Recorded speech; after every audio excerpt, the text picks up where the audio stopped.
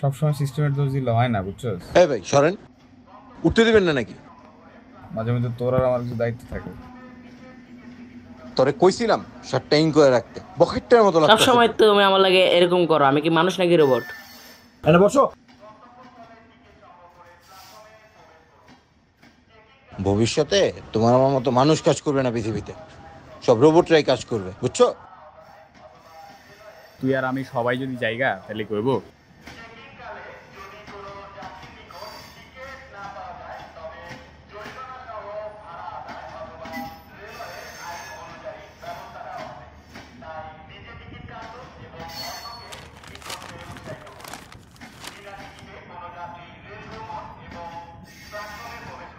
Sorry ভাই।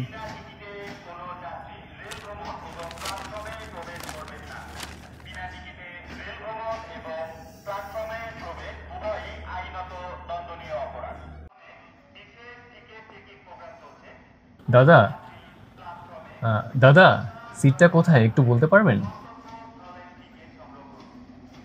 লেখা আছে 1.5 টাকা করার না। আচ্ছা আচ্ছা। তুমি চারটা ডালি দাও নাই কেন? কালকের ভিতরে আমার 7 ডালাই চাই। কেমনে দিবা নিয়ে না?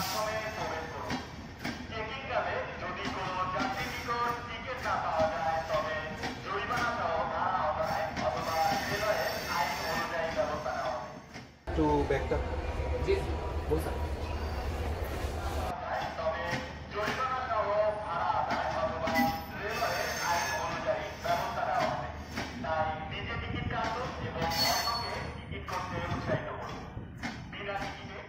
কি নাম তোমার বাবু?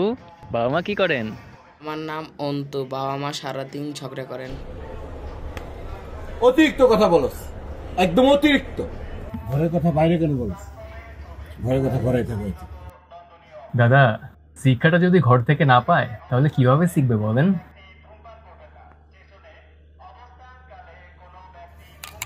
লালন ফকির, লালন ফকির হয়ে গেল। দাদা গান টান করেন নাকি? এই তো দাদা চলছে কোনোভাবে, একটু আধটু।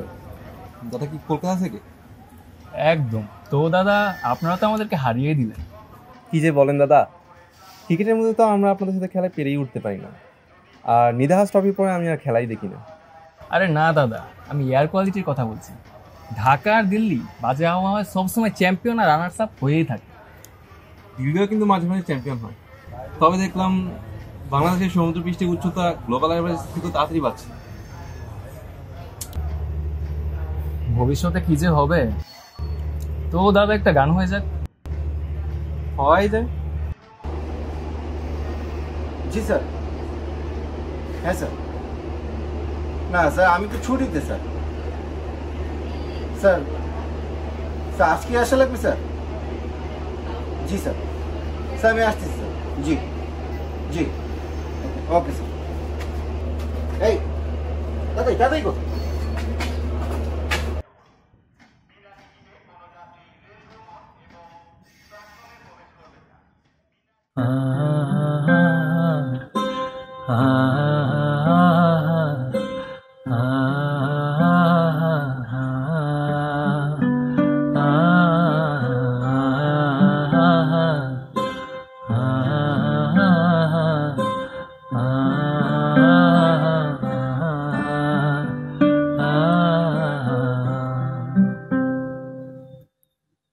আমার এই স্বপ্নগুলো তোমারই প্রতিচ্ছবি, তুমি কি তা বোঝো না? আমার এই স্বপ্নগুলো তোমারই কথা বলে, কেন তুমি ছুঁয়ে দেখো না? মনে মনে এত কথা জমা ছিল, যেন আকাশ স্মৃতির ভেজা তমসা। আমি একা বসে ভাবি এ বিহনে তুমি আমি রেখেছ জোছনা ছায়া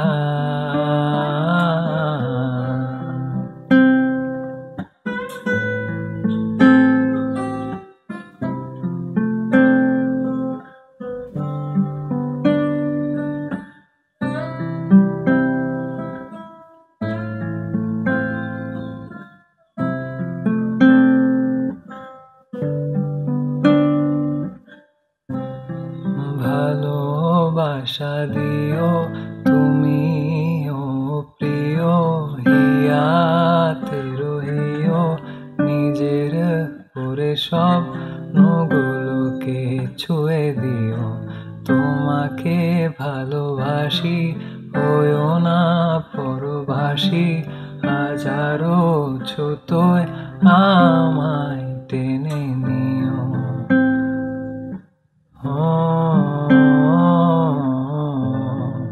আমায় টেনে নিও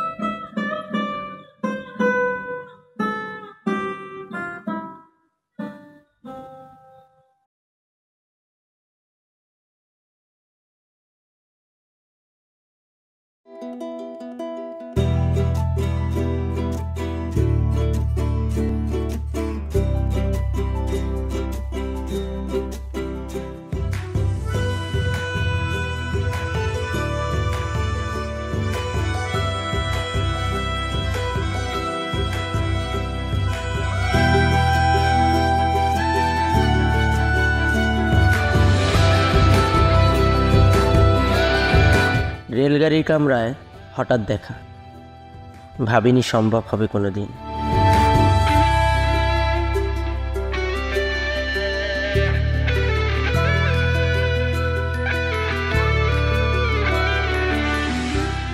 আগে ওকে বারবার দেখেছি লাল রঙের শাড়িতে, ডালিম ফুলের মতো রাঙা। আজ পরেছে কালো রেশমের কাপড়, আঁচল তুলেছে মাথায়, দোলন চাপার মতো চিকন কোর মুখখানিকে।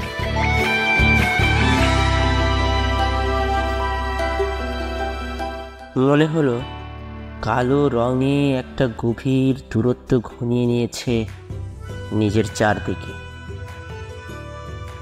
যে দূরত্ব সর্ষে ক্ষেতের শেষ সীমানায় শাল বনের নীলাঞ্জনে।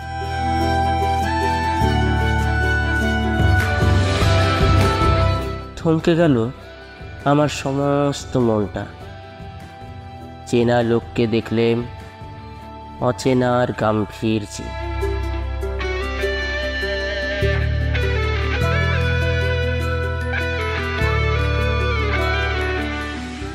হঠাৎ খবরের কাগজ ফেলে দিয়ে আমাকে করলে নমস্কার। সমাজবিধির পথ গেল খুলে। আমাকে নিয়ে এমন একটা বই লিখবে নাকি? না, সেরকম কিছু না। আলাপ করলেম শুরু।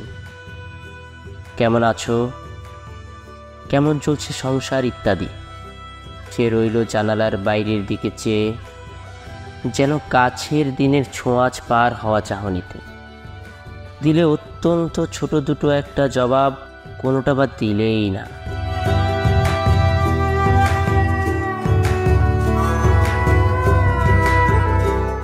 বুঝিয়ে দিলে হাতের অস্থিরতায়, কেন এসব কথা, এর চেয়ে অনেক ভালো চুপ করে থাকা। আমি ছিলাম অন্য বেঞ্চিতে, ওর সাথীদের সঙ্গী। এক সময় আঙুল নেড়ে জানালে কাছে আসত। মনে হলো কম সাহস নয়।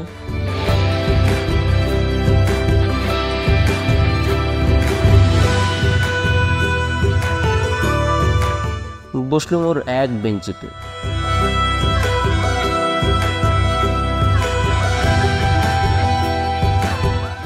গাড়ির আওয়াজের আড়ালে বললে মৃদুস্বরে, কিছু মনে করো না, সময় কোথা সময় নষ্ট করবার, আমাকে নামতে হবে পরের স্টেশনেই, দূরে যাবে তুমি, দেখা হবে না আর কোনো দিনই। তাই যে প্রশ্নটার জবাব এত কাল থেমে আছে, শুনবো তোমার মুখে, সত্য করে বলবে তো? আমি বললাম, বলবো।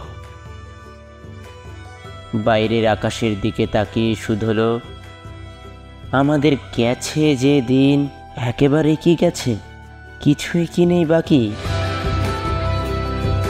একটুকু রইলেম চুপ করে, তারপর বললেম, রাতের সব তারাই আছে দিনের আলোর গভীরে।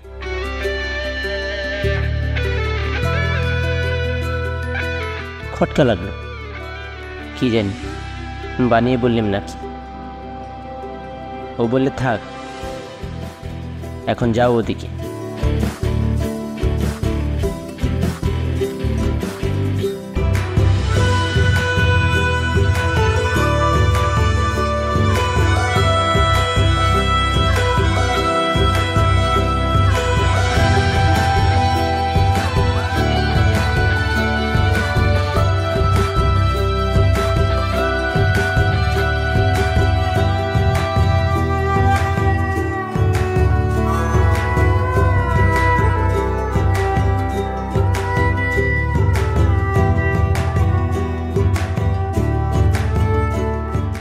সবাই নেমে গেল পরের স্টেশনে।